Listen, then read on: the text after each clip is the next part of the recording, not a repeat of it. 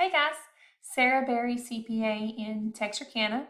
This is my second video in one day, which is abnormal, but I'm recording two videos to cover the One Big Beautiful Act bill that was signed into law by Trump on July the 4th. The first video I did was specifically for small business owners and my opinion of the things in the OBBA that will affect business owners alone, really. It'll affect the business owners. So this video is to cover, there are some tax changes in the One Big Beautiful Bill that will affect individual taxpayers. And so obviously if you're a business owner, you need to watch the first video that I did, and this one will affect you as well. So go ahead and watch this one as well. Okay, so I'm going to run through it, try to make it as quick as possible and not get too much into the weeds. This is a very high level here, explaining to you the things that I see that are going to affect you guys the most as taxpayers. One, standard deduction changed a little bit, not much there. One of the things that's crazy that I personally have never seen, I've been preparing taxes for a lot of years, and I've never seen a car loan interest deduction that wasn't related to a business. So you get, according to this bill, you get an above the line. Above the line just means you don't have to itemize deductions. You can take your standard deduction, but you still get a deduction for car loan interest, okay? So I'm going to read you a few things that I've jotted down in my research. It is above the line. It's the lesser of the interest paid or $10,000. So you can deduct up to $10,000 of car loan interest. It has to be a new purchase after December 31st of 2024. It has to be a new car, not a used car, not leased. It has to be purchased. It is a personal automobile. Obviously, if it's a business automobile, you're getting the interest deduction. You're getting that on your S corporation or your partnership or your Schedule C or F or E or wherever. You're deducting the interest on your business automobile just like you always have been. But this is allowing for a car, an auto, I say car, but it's an auto loan interest deduction up to $10,000. There is a phase out if your income gets too high. It's $100,000 if you're single and $200,000 if you're married. But what I have to say about that is I think the automobile industry has some good lobbyists. Obviously, they're trying to really incentivize people to go not just purchase new automobiles, but to finance them, and you get a deduction for them. So leave it at that. I'm not going to interpret this from a personal perspective. We're going to keep it tax related. Okay, so there is a new above the line charitable deduction. This was in place a few years ago. I think it was $500 back 4 years ago or so. It is now $1,000 if you're single, $2,000 if you're married, filing joint. So typically the way it's been is in order to deduct charitable contributions, you have to itemize. But this is saying that you can still take the standard deduction, but you can, if you're a married couple and you give $2,000 to your church, that $2,000 is not going to help you on itemized deductions. You can take the standard deduction, but you get that $2,000 above the line deduction for that. So just a little incentive for charitable contributions, which I think is great. One thing I was really surprised to see this, not really happy to see this, was a 0.5% AGI floor on donations. Okay, so let's say that you have quite a bit in charitable contributions. You itemize and you deduct your charitable contributions. It has always been that you deduct those charitable contributions in full on your Schedule A.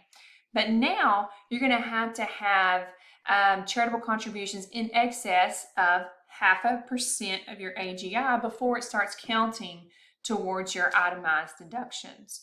Kind of like medical, in medical expenses, you have to have more than 7.5% of your AGI before it starts counting towards your itemized deductions. This is a 0.5% floor on charitable contributions. So not a big fan of that, but there it is. We'll deal with that.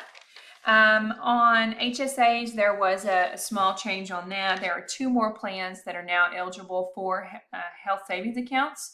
I can't wait till this additional guidance comes out. I love HSAs, and so I think HSAs are a wonderful tax savings tool, and I'm excited that more health insurance plans are eligible for HSAs. So I'm excited about that. When that comes out, I'll give you some more information on that. There's 2 things that have been talked about quite a bit, and that is no tax on tips and no tax on overtime. So if you watched my business owner video, I talked a little bit about it there. So basically, if you are an employee and you are getting paid tips, and here's the deal, you have to get paid tips in certain occupations. So it's either like a waiter, a deliver of food or drinks. So you would typically think waiter, but I think it's also going to cover like Uber Eats, Grubhub, and that sort of thing. It's probably going to cover like grocery deliverers. I know like we get our groceries delivered from Walmart and we tip the Walmart driver to deliver them. So I would think it would cover that as well. It's going to cover hairstylists, barbers, valets, but there's certain occupations that's listed there in the bill that if they get paid tips, the employer has to break that out on a separate box on the W-2, and then the individuals that receive that, they are allowed a new deduction this year. This is an above the line deduction, and it is up to $25,000. So if you are an employee that receives a W-2 and you get paid tips, know that your tax withholdings are not going to change. You still have to have tax withheld, Social Security, Medicare for sure. You're probably having federal income tax withheld, and you're probably having state income tax withheld. That is not going to change. So just be prepared for that. Your paycheck is going to remain the same. But where you're going to see this is when you go to file your tax return, then you're going to get a deduction for the tipped wages on your W-2. I'm not going to get too much into the weeds here, but if you get paid some tips and you don't get a W-2, there is a form you can fill out and say that some of what you made was tips, and so that you can get a deduction. Let's just say like you're a hairstylist. If you keep up with your tips, you can report those tips and then and pay Social Security and Medicare on them if you're a Schedule C, but then you can get a deduction up to $25,000 for reporting those tips. Does that make sense? So there is that tax savings opportunity for hairstylists and such like that's found on a Schedule C. Overtime. So if you are an employee that gets paid overtime, your paycheck is going to remain the same as far as your deductions. Social Security, Medicare, federal income tax, and probably state income tax. That's all going to remain the same. And then you're going to get a deduction on your tax return for your overtime. The deduction you're going to get is up to $12,500. So it's going to be the lesser of $12,500 or the overtime that you get paid. How will you know the overtime that you get paid? There's a new box with a new code. I believe it's box number 19 on your W-2 with a new code there that's going to report the overtime that you made during the year. So I foresee this overtime deduction being pretty significant on tax returns that are filed. And these tips and the overtime deduction goes into place in 2025. So that is immediate. That will be reported on your 2025 tax return. So one thing that has been talked about a lot in the media was no tax on Social Security for older individuals. I think the way that this fell in the final bill is Social Security is still going to be taxable up to 85%, depending on your other income. The taxability of Social Security has not changed at all. What has changed is that if you are a senior, 65 or older, you get an additional $6,000 deduction.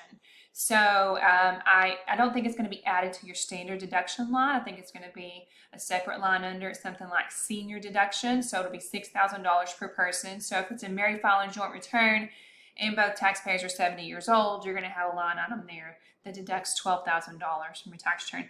Of course, as you get higher income, that's going to phase out as well. A few other things. SALT limitation. The SALT, S-A-L-T, stands for state and local taxes. That deduction on Schedule A, if you itemize, that has previously been limited to $10,000. Well, throwing back a few years, that has been fully deductible, but since the Tax Cuts and Jobs Act, the SALT limitation was at $10,000. It has now been raised to $40,000, and that's going to phase out as well with higher income. Gambling losses are limited to 90% of the gains. That is, well, what we think the IRS regulations are going to actually say. The Congress was a little vague when the way they wrote this. They said gambling losses limited to 90%. I think they probably meant to go ahead and finish that and say gambling losses previously have been allowed to be deducted in full up to winnings. I think they're now going to be limited to 90% of winnings. That's what we think is going to happen. Child tax credit went from $2,000 to $2,200. No life-changing deduction there. The Trump accounts, we're waiting on some additional guidance on this, but it's basically $1,000 per kid that's born after December 31st of 24 and before January 1st of 2029, I believe. We'll have some additional guidance on that. I think employers can actually put into the accounts for their employees and the dependents of their employees and that sort of thing. We'll deal with that later because you can't put into the Trump account yourself until July the 4th of 2026, I believe. So I think that pretty much covers the big things that I see affecting individual taxes from the changes from this one big, beautiful bill act.